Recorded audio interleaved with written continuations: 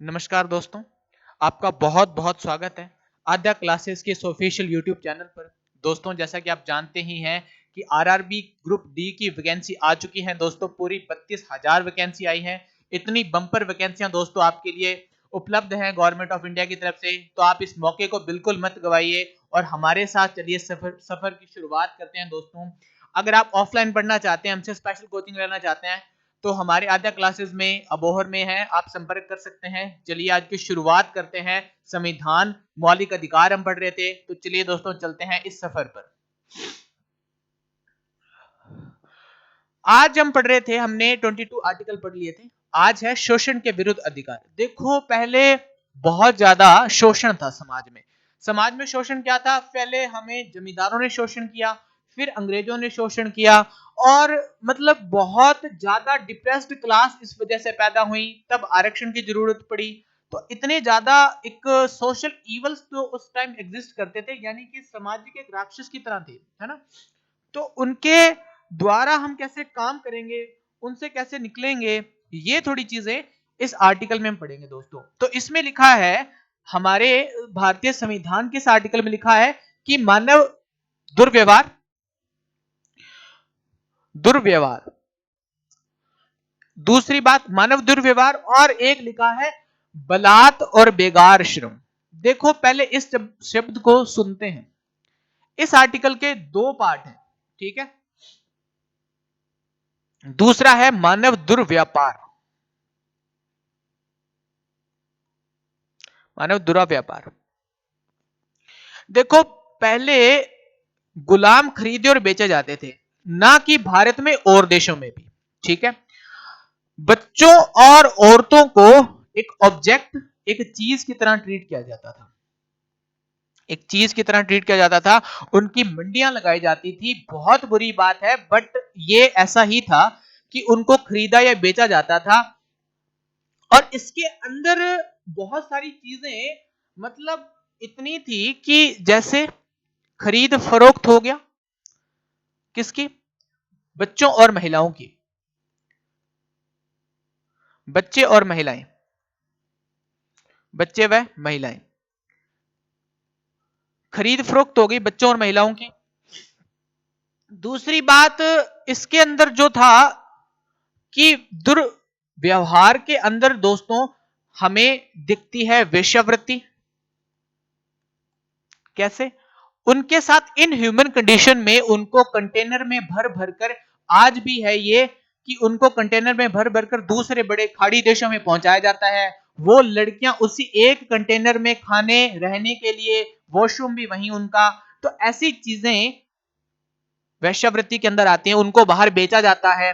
और बहुत और भी सारी चीजें, इनके ऑर्गन्स निकाले जाते हैं। क्या निकाले जाते हैं? ऑर्गन्स, बच्चों के ऑर्गन्स, किडनियां निकाली जाती हैं। ये सारी चीजें किसके अंडर आती है? आर्टिकल 23, शोषण के विरुद्ध। ये मान्य दुर्व्यवहार शब्द का मतलब है वेश्यावृत्ति, इन ह्यूमन कंडीशंस में उनसे काम करवाना, उनके जबरदस्ती करना, बलात् श्रम करवाना। अब देखो, अब अगला आ जाता है बेगार। ये मैं उम्मीद करता हूं आपको बात समझ आ गया होगा कि मैंने उसको खरीद लिया। पहले गुलाम खरीदे जाते थे, बेचे जाते थे, वो आ गया। दुर्व्यवहार में क्या आ गया? वेश्यावृत्ति आ गई, इन ह्यूमन कंडीशन में काम करवाना आ गया। अब आता है दोस्तों बेगार। ये बेगार शब्द का मतलब क्या था? पहले जो जमींदार होते थे, वो कोई थोड़ा सा कर्ज देते थे, ठीक है, और फिर उस कर्ज के बदले उनकी कई पीढ़ियां उस कर्ज के ब्याज को ढोते ढोते उनके घर काम करके ही मर जाती थी। बस एक रोटी के सिवा उन्हें कुछ नहीं मिलता था दोस्तों।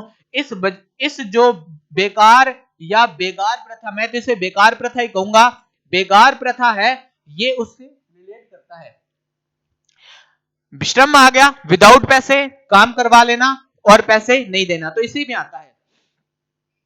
तो ये शब्द बहुत अनुचित थे, बट अब आपको ये समझना होगा कि इनके विरुद्ध अगर मान लो इनमें से कोई भी कृत्य करता हुआ पाया जाता है, तो वो किस में आएगा? मौलिक अधिकार में। और उसके विरुद्ध आप क्या कर सकते हैं? कंप्लेन कर सकते हैं, उसको आप राइट को क्लेम कर सकते हैं कोर्ट में कि ये हमारा अधिकार है, अच्छी कंडीशन में रहना हमारा अधिकार है, हमसे ये चीजें नहीं करवानी चाहिए। बट कुछ चीजें हैं जो भारत में अभी भी एग्जिस्ट करती है। मुझे बड़े दुख के साथ ये बोलना पड़ रहा है कि ये कुछ कुछ चीजें हैं जो अभी भी एग्जिस्ट करती हैं। तो मैं उम्मीद करता हूं दोस्तों ये आर्टिकल आपको समझ आया होगा। आर्टिकल 23 क्या कहता है? मानव दुर्व्यवहार और दुर्व्यापार, बेगार और श्रम के खिलाफ काम करता है। ये अगर ये आपके साथ या किसी के साथ भी घटित होता है तो हम इसके ये क्या कर सकते हैं? कंप्लेन लिखवा सकते हैं, इसको क्लेम कर सकते हैं, हम हमारा अधिकार मांग सकते हैं। अब आता है आर्टिकल 24। वो कह रहा है कि देखो शोषण तो हो रहा है, ठीक है, तुम्हें बेच नहीं रहे, पर तुमसे धक्के से काम करवा रहे हैं कि ऐसी जगह जहां बहुत खराब कंडीशन है, जैसे कि फैक्ट्री में काम करवाना, जैसे कि कोयले की खानों में काम करवाना, छोटे छोटे बच्चों को बिल्कुल मजदूर बना के अंदर डाला जाता है ताकि कल को मरे तो वो मरे, बाकी लोगों को नहीं हो। तो देखो फिर भारत सरकार ने इसके लिए रूल बनाया कि किसी फैक्ट्री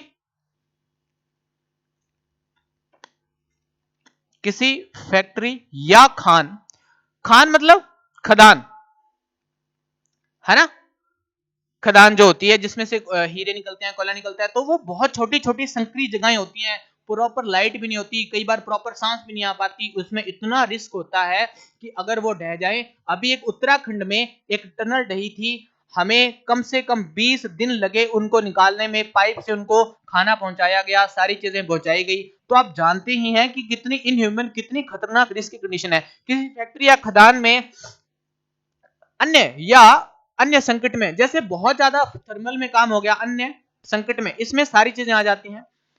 अन्य संकट में, परिस्थितियों में, या रेलवे, एक शब्द भी लिखा है रेलवे, ठीक है, रेलवे भारत सरकार का, रेलवे में 14 वर्ष से कम के बच्चों को काम नहीं करवाना। मतलब ये कह रही है ये आर्टिकल, बच्चों को काम कम करवाना, काम निषेध है। मतलब 14 साल से कम बच्चों के लिए काम क्या है? निषेध है। अगर कोई करवाता है तो फिर गवर्नमेंट उसको सजा दे सकती है, या उसके लिए कानून बनाए हैं गवर्नमेंट ने। तो देखते हैं कि फिर गवर्नमेंट ने सोचा कि ठीक है इनके लिए क्या किया जाए। और इसमें एक ये अपवाद है कि मान लो गवर्नमेंट कह दे कि राज्य की सेवा करनी है, ऐसा नहीं है कि अब तुम बोल दो कि हम तो 14 साल के नहीं, हम तो नहीं करेंगे काम। राज्य की सेवा होगी, जैसे कि कोई पौधे लगाना, किसी की सेवा करना, कोई सरकारी संस्थान में जाके आप अपनी सेवाएं दे रहे हो वॉलेंटियरली, जैसे स्काउट गाइड हो गई, तो उसके लिए प्रतिबंध नहीं है। ऐसा नहीं है कि आपको घर वालों ने बोला कि पानी की बोतलें रख दो, आप बोलेंगे नहीं मैं तो क्लेम कर लूंगा, तो ये बात पॉसिबल नहीं है। संकट में परिस्थिति होनी चाहिए, पानी की बोतलें भर के रखने में कोई संकट में नहीं है, ठीक है, ओके। तो अब जो अगला आता है, फिर गवर्नमेंट ने इसके लिए जो कानून बनाए 1996 में, भारत सरकार ने एक रूल बनाया है, बाल श्रम और पुनर्वास कोष, बाल श्रम पुनर्वास कोष स्थापित किया 1996 में, ठीक है। और दूसरी चीज 2005 में क्या किया गया? बालकों के अधिकारों के लिए राष्ट्रीय आयोग बनाया गया, है ना, मतलब राष्ट्रीय आयोग बनाया बाल अधिकार। तो इसमें सारे बालकों को फिर अधिकार जो मिले, उनके राइट्स प्रिजर्व हो। तो ये दो क्वेश्चन ज्यादा इंपॉर्टेंट है। 1996 में बाल श्रम पुनर्वास कोष, 2005 में राष्ट्रीय आयोग किसके लिए? बाल अधिकार के लिए बनाया गया।